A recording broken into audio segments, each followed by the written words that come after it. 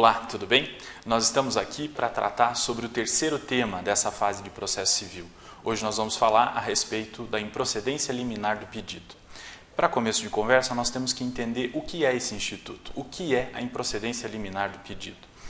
Ela é uma decisão que resolve o mérito da demanda nos casos em que a improcedência possa ser verificada desde já, mesmo antes da citação do réu. E ela é um instituto que está regulado no artigo 332 do Código de Processo Civil. É um instituto que já estava previsto em outros termos no Código de Processo Civil de 1973, no artigo 285-A.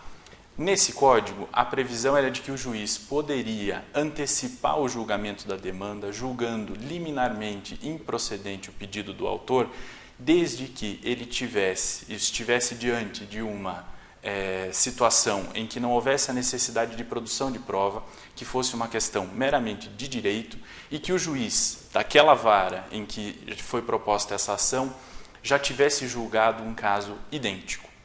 No Código de Processo Civil de 2015, a previsão da improcedência liminar do pedido veio muito mais bem elaborada do que a previsão do artigo 285-A do Código de Processo Civil de 1973. Vamos lá saber como que o artigo 332 do novo CPC prevê a improcedência liminar do pedido?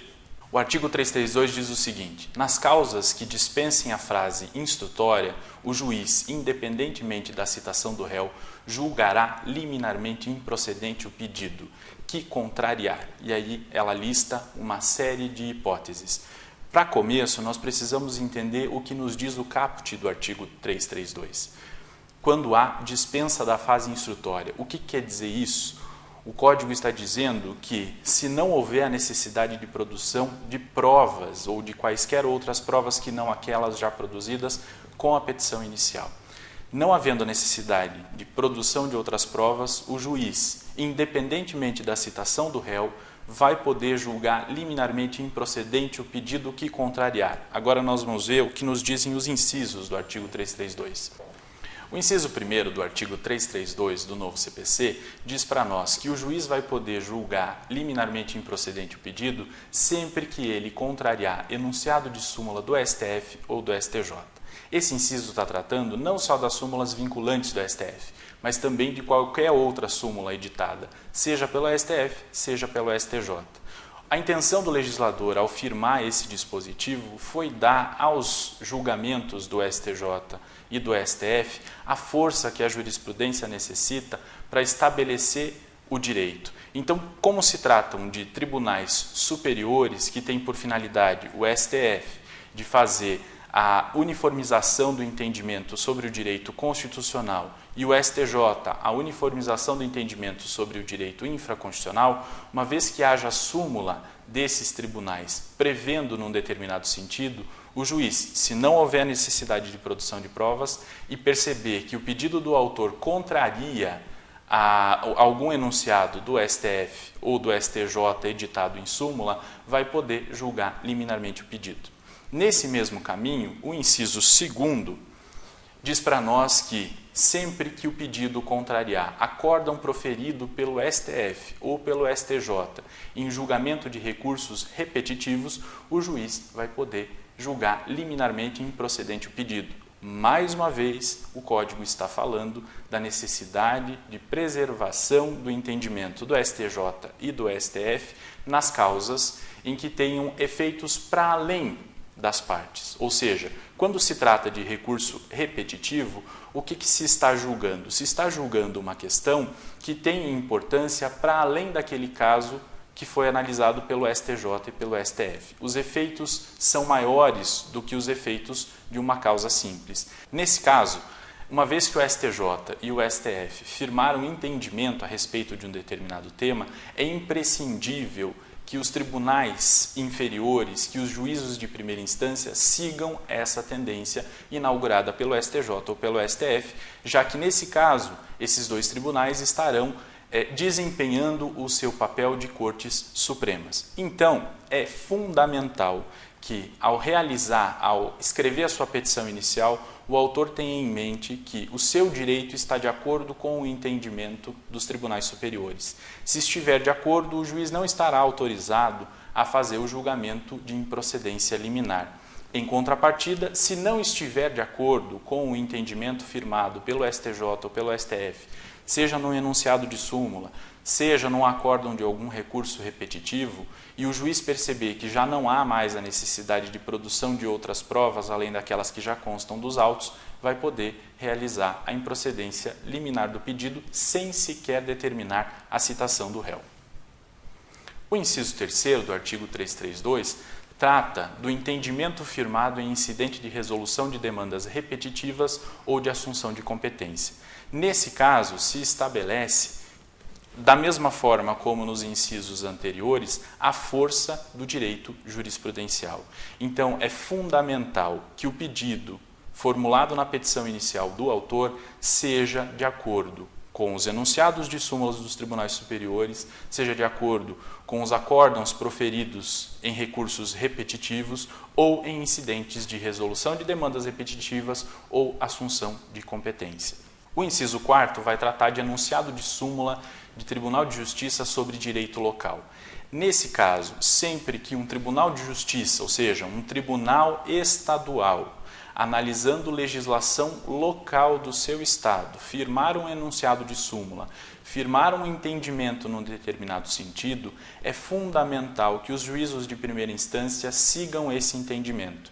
Então, sempre que o autor formular um pedido que contrarie esse enunciado de súmula editado pelo tribunal local a respeito de direito local, o juiz vai poder julgar liminarmente improcedente o pedido. Ou seja, ele analisa o mérito, sem citar o réu, e julga o processo em desfavor do autor. Ok? O parágrafo 1º do artigo 332 traz para nós que o juiz poderá julgar liminarmente improcedente o pedido se verificar desde logo a ocorrência de decadência ou de prescrição. São dois casos também em que há julgamento de mérito, porque vocês sabem, prescrição e decadência são dois temas relativos ao mérito da causa, são dois temas relativos ao direito material, não são temas de ordem processual. Então, sempre que o juiz reconhece que ocorreu decadência ou prescrição, ele estará analisando o mérito da causa, por isso que se fala em improcedência. Então, se o juiz verificar desde logo que houve decadência ou prescrição do direito do autor, ele não vai sequer citar o réu e já vai julgar liminarmente improcedente o pedido. A razão de ser desse dispositivo do parágrafo 1º do artigo 332 foi conferir aceleração ao processo, foi conferir celeridade ao processo, de modo que o juiz possa ser autorizado, se ele verificar desde já que ocorreu decadência ou prescrição, a julgar pela improcedência do pedido. Nesse caso, é importante lembrar, inclusive, que o juiz, antes de julgar liminarmente improcedente o pedido, deve abrir vista dos autos para manifestação pelo autor. Não há no artigo 332 nenhum dispositivo que diga nesse sentido. Entretanto, uma das normas fundamentais do novo CPC, vocês lembram muito bem, é o contraditório substancial. Então, se a questão não foi debatida nos autos, é necessário que o juiz abra à parte a possibilidade de falar sobre isso. Então, se o juiz verificar a possibilidade de decretar prescrição ou decadência do direito do autor, naquele caso que ele está analisando, ele, antes de julgar liminarmente improcedente o pedido, vai abrir ao autor prazo para que ele se manifeste a respeito disso, conferindo o efetivo contraditório substancial e só então, caso não se convença pelas razões apresentadas pelo autor, vai julgar improcedente o pedido, encerrando aquele processo naquele momento. É fundamental também saber que, por ser uma sentença de mérito, nesse caso do artigo 332, o recurso cabível é o de apelação. Apelação é o recurso que cabe sobre sentenças. Então, o autor que desejar recorrer, vai poder recorrer mediante apelação. E o parágrafo 2º diz para a gente o seguinte: não interposta a apelação, o réu será intimado do trânsito em julgado da sentença nos termos do artigo 241.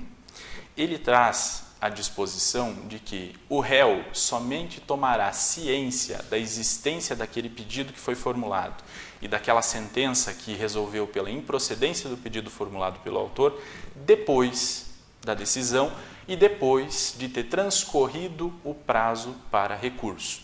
Se houver recurso, nós vamos ver nos dispositivos seguintes, o réu será citado, intimado, para que apresente as suas contrarrazões de recurso. Se não houver recurso, se o autor se conformar com a decisão proferida pelo juiz, no sentido da sua improcedência liminar, o réu somente será intimado depois do transcurso do prazo, depois que não houver mais um meio de impugnação daquela decisão, depois que já houve coisa julgada. O parágrafo 3º do artigo 332 do novo CPC diz para nós que, interposta a apelação, o juiz poderá retratar-se em 5 dias. É um caso muito específico de retratação após a prolação de sentença e após o recurso apresentado pela parte.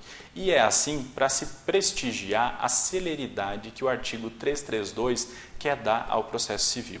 Então, se ele prevê a possibilidade de improcedência liminar baseado na celeridade, é extremamente natural que ele também preveja a possibilidade de o juiz retratar-se caso ele perceba, após o recurso do autor, que haja equívoco na sua decisão.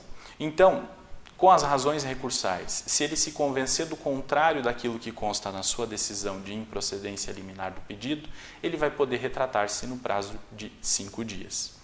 O parágrafo 4º diz para nós o seguinte: se houver retratação, o juiz determinará o prosseguimento do processo com a citação do réu. E se não houver retratação, determinará a citação do réu para apresentar contrarrazões no prazo de 15 dias. 2 caminhos. Havendo retratação, o juiz determina o prosseguimento do feito em primeira instância e determina a citação do réu, para que então o processo possa seguir na primeira instância. Se não houver retratação, o que o juiz deve fazer é determinar a citação do réu para que ele faça as suas contrarrazões ao recurso de apelação apresentado pelo autor. Notem que, nesse caso, o réu não é intimado para apresentar contrarrazões, ele é citado porque, pela primeira vez, ele vai ter contato com aquele processo. Por isso que, nesse caso, o parágrafo 4º do artigo 332 fala em citação, porque é o primeiro contato que o réu vai ter com aquela demanda. Então, o primeiro ato de comunicação ao réu deve ser a citação. O réu será citado para que apresente contrarrazões. Uma vez apresentadas as contrarrazões do réu, o recurso subirá para o tribunal para o seu exame de admissibilidade e o seu exame de mérito. Por hoje é só. É isso que nós tínhamos a tratar sobre a improcedência liminar do pedido. Nos vemos na próxima. Até mais.